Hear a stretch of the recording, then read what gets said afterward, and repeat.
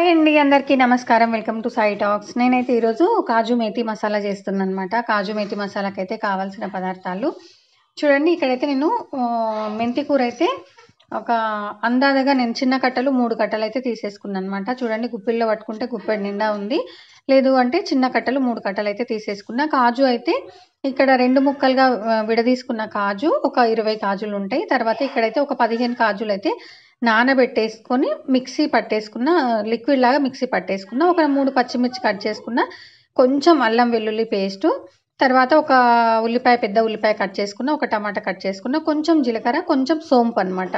పచ్చి సోంపు ఉంటే పచ్చి సోంపు వేసుకోవచ్చు. నా దగ్గర పచ్చి సోంపు లేకుండా వేయించిన సోంపు అయితే వేసుకుంటున్నా. తర్వాత 1.5 టీ స్పూన్ కారం, 1/2 టీ స్పూన్ ఉప్పు, 1 టీ స్పూన్ కసూరి మేతి, తర్వాత 1/2 టీ స్పూన్ ధనియాల పొడి, 1 టీ స్పూన్ మసాలా, చోలే మసాలా అనమాట.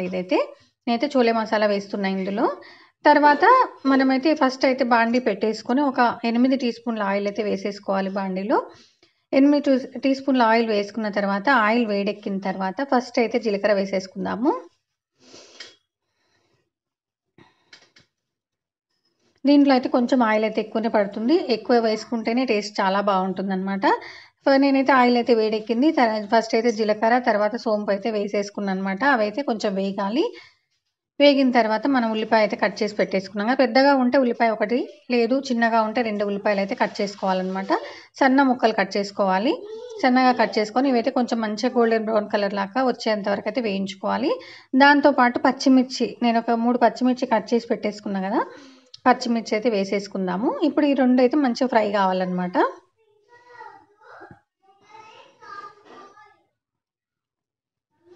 చూడండి, కొంచెం సేపు ఇట్లా కలుపుకుంటూ మంచిగా ఫ్రై చేసుకోవాలన్నమాట.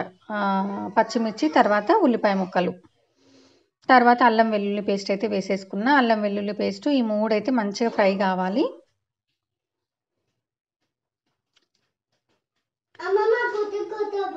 బాగుంది చూడండి, ఇట్లా మనం కలుపుకుంటూ కొంచెం మంచిగా ఫ్రై చేసుకోవాలన్నమాట. మధ్య మధ్యలో మనం కలుపుకుంటూ ఫ్రై చేసుకోవాలి. చూడండి, ఇప్పుడైతే కొంచెం మంచిగా ఫ్రై అయినాయి కదా. ఇప్పుడైతే మనం కట్ చేసుకున్న టమాటా కూడా అంతే, పెద్దగా ఉంటే ఒక టమాటా, చిన్నగా ఉంటే 2 టమాటాలు అయితే చిన్న ముక్కలు అయితే కట్ చేసుకోవాలి. ఉల్లిపాయ వేగిన తర్వాత నేనైతే టమాటా ముక్కలు కూడా వేసేసుకున్నా కదా. ఈ టమాటా ముక్కలు కూడా కొంచెం మంచిగా ఫ్రై కావాలన్నమాట. మధ్య మధ్యలో కలుపుకుంటూ నిదానంగా ఫ్రై చేసుకోవాలన్నమాట. చూడండి, టమాటా, ఉల్లిపాయ ఇవన్నీ అయితే మంచిగా ఫ్రై అయినాయి కదా. ఇప్పుడైతే కొంచెం సైడ్కు అనుకుంటూ మధ్యలో ఆయిల్లో అయితే నేనైతే కాజు, మనము 2 ముక్కల్లాగా విడదీసుకున్న కాజు పలుకులు ఉన్నాయి కదా, అవైతే కాజు అయితే వేసేసుకున్నాను అనమాట. అవి కూడా కొంచెం వేగాలన్నమాట నూనెలో. ఈ కర్రీ అయితే చాలా చాలా టేస్టీగా ఉంటుందండి. చూడండి, ఇట్లా కలిపేసుకుంటూ కాజు కూడా మంచిగా ఫ్రై కావాలన్నమాట.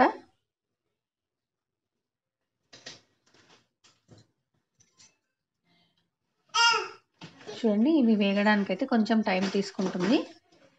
అట్లా చేయొద్దు శ్రీహాన్.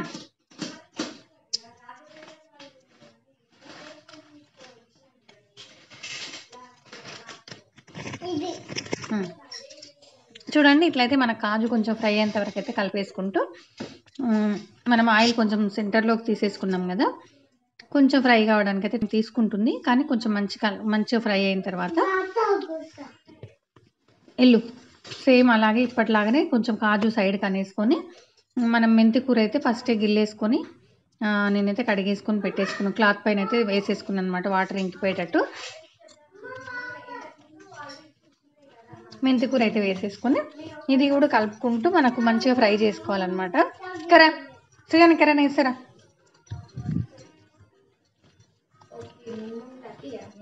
చూడండి, ఇట్లా మంచిగా మెంతి కూర కూడా ఫ్రై అయ్యేంత వరకు అయితే కలిపేసుకోవాలి.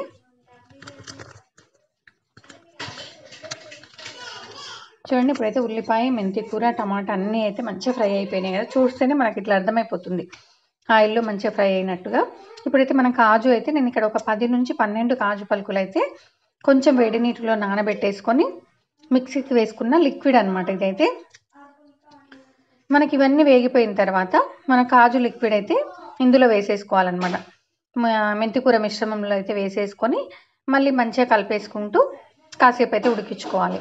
ఎందుకంటే ఇది కొంచెం చిక్కబడుతుంది, అడుగు పడుతుంది కాబట్టి కొంచెం చూసుకుంటూ మధ్య మధ్యలో చూసుకుంటూ మనం దగ్గరికి అయ్యేంత వరకు అయితే కలిపేసుకోవాలి. అంటే కాజు లిక్విడ్ వేసిన తర్వాత అవసరం అయ్యేంత కొంచెం వాటర్ కూడా వేసేసుకోవాలి. ఎందుకంటే మనం వేసుకున్న ఇంగ్రీడియంట్స్ అన్నీ కాజు లిక్విడ్లో మళ్ళీ ఉడకాలి అంటే కొంచెం వాటర్ కూడా వేసేసుకొని ఆ కాజు లిక్విడ్ తర్వాత మనం చేసుకున్న మెంతి కూర కర్రీ ఇవన్నీ మళ్ళీ కొంచెం దగ్గరికి అయ్యేంత వరకు ఉడికించుకోవాలి. ఉడికించుకున్న తర్వాత ఉప్పు, కారం, ధనియాల పొడి, తర్వాత కసూరి మేతి, చోలే మసాలా అయితే వేసేసుకున్నా కదా, అవి కూడా ఇందులో అయితే వేసేసుకొని మనం వేసుకున్న మసాలాలు కూడా మంచిగా కలిసిపోయేటట్టయితే కలుపుకుంటూ ఉండాలన్నమాట. మధ్య మధ్యలో కలుపుకుంటూ ఇప్పుడు మనము వాటర్ అయితే మనం ఫస్ట్ వేసేసుకున్నాం కదా, అవి సరిపోతుంది. అవసరం ఉంటే మరీ గట్టిగా అవుతుంది అనుకుంటే మాత్రం కొంచెం వాటర్ వేసేసుకోవచ్చు, కానీ ఇక్కడైతే అవసరం పడలేదు నాకైతే. ఇట్లా కలిపేసుకుంటూ కొంచెం దగ్గరికి అయిన తర్వాత ఫ్రెష్ క్రీమ్ అంటే పాల మీది మీగడ ఇందులో అయితే వేసేసుకోవాలన్నమాట. పాల మీద మీగడ ఒక 2 నుంచి 3 టీ స్పూన్లు అయితే వేసేసిన. పాల మీద మీగడ మాత్రం ఉంటే వేసుకోండి, లేదు అంటే లేదు.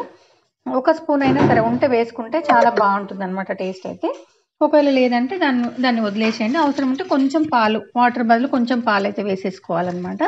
చూడండి, నేనైతే పాల మీద మీగడ వేసేసిన తర్వాత మళ్ళీ ఒకసారి అయితే మంచిగా కలిపేసుకొని మూత పెట్టేసుకోవాలన్నమాట. ఇట్లా మధ్య మధ్యలో మనం మూత తీసుకుంటూ కలుపుకుంటూ కొంచెం చిక్కబడేంత వరకు అయితే కలిపేసుకోవాలన్నమాట.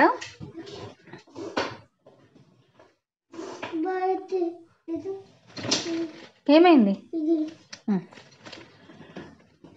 చూడండి, ఇట్లనే మనం మధ్య మధ్యలో మూత పెట్టేసుకుంటూ ఇది కర్రీ మంచిగా దగ్గరికి అయ్యేంత వరకు అయితే కలిపేసుకుంటూ దగ్గరికి అయ్యేంత వరకు కలుపుకోవాలన్నమాట. ఇదైతే మనకు పుల్కా, రోటీ, చపాతీ ఇట్లా మనకు నాన్ ఇట్లాంటి దాంట్లో అయితే చాలా చాలా బాగుంటుంది అనమాట. టేస్ట్ అయితే సూపర్గా ఉంటుందన్నమాట. చూడండి, దగ్గరికి కావడానికి అయితే కొంచెం టైం తీసుకుంటుంది. ఎందుకంటే మనం పాల మీద మీగడ వేసినాము, తర్వాత ముందు వాటర్ కూడా వేసేసినాం కాబట్టి ఇది ఉడకడానికి అయితే కొంచెం టైం తీసుకుంటుంది కదా. చూడండి, ఈ మాత్రం ఇట్లా ఉడికితే సరిపోతుంది అనమాట. ఇప్పుడు చూడండి, మళ్ళీ ఒకసారి కలిపేసుకుంటే మనకి ఈ మాత్రం చిక్కబడితే ఇంకా పూర్తిగా చల్లగా అయిపోయిన తర్వాత ఇంకా గట్టిగా అవుతుంది అనమాట. అందుకోసం ఈ కన్సిస్టెన్సీ ఉంటే సరిపోతుంది. ఇప్పుడైతే స్టవ్ అయితే ఆఫ్ చేసేసుకుందాము. చూడండి, స్టవ్ అయితే ఆఫ్ చేసేసుకొని ఒక 2 మినిట్స్ అయితే మూత పెట్టేసుకొని పక్కకు పెట్టేసుకున్న తర్వాత చూపిస్తున్నాను నేనైతే ఇక్కడ. చూడండి, మంచిగా దగ్గర పడింది, కలర్ కూడా చాలా బాగా వచ్చింది కదా. ఆయిల్ మాత్రం కొంచెం ఆయిల్ ఇందులో ఎక్కువ వేసుకుంటేనే టేస్ట్ బాగుంటుంది అనమాట. ఫైనల్గా అయితే చూడండి, ఇక్కడ కాజు మేతి మసాలా కర్రీ అయితే రెడీ అయిపోయింది. చాలా చాలా టేస్టీగా ఉందండి ఈ కర్రీ అయితే. నేనైతే పుల్కా చేసిన అనమాట. పుల్కాలోకి అయితే ఈ కర్రీ ప్రిపేర్ చేసిన. పుల్కాలో కానీ, రోటీలో కానీ, నాన్లో కానీ, చపాతీలో కానీ చాలా చాలా చాలా బాగుంటుందన్నమాట. ఒక్కసారి చేసుకుంటే మళ్ళీ మళ్ళీ ఇష్టంగా తింటారనమాట. చూడండి, నేనైతే పుల్కా విత్ కాజు మేతి మసాలా, ఆనియన్ అట్లా కాంబినేషన్లో తినేసినాం అనమాట మేము. చాలా టేస్టీగా ఉందండి. ప్రాసెస్ అయితే పెద్ద ప్రాసెస్ కూడా ఏముండదు. మనం ఈజీ ప్రాసెస్, అన్ని వెజిటబుల్స్ కట్ చేసుకొని పెట్టేసుకుంటే, మనకు ఆకుకూర గిల్లేసుకొని పెట్టుకుంటే ఫాస్ట్గా అయిపోతుంది. మనము బయట తింటూ ఉంటాం కదా, బయట తినేదానికంటే మనం ఇట్లా ఇంట్లో చేసుకొని తింటే మాత్రం టేస్ట్ బాగుంటుంది, హెల్త్ కూడా చాలా మంచిది. కాబట్టి మీకు కూడా నచ్చితే ఒకసారి ట్రై చేయండి. చూడండి, కొంచెం నేను పాల మీద మీగడ డెకరేషన్ కోసం అయితే పైన వేసాను అనమాట. మీకైతే నచ్చిందే అనుకుంటున్నా.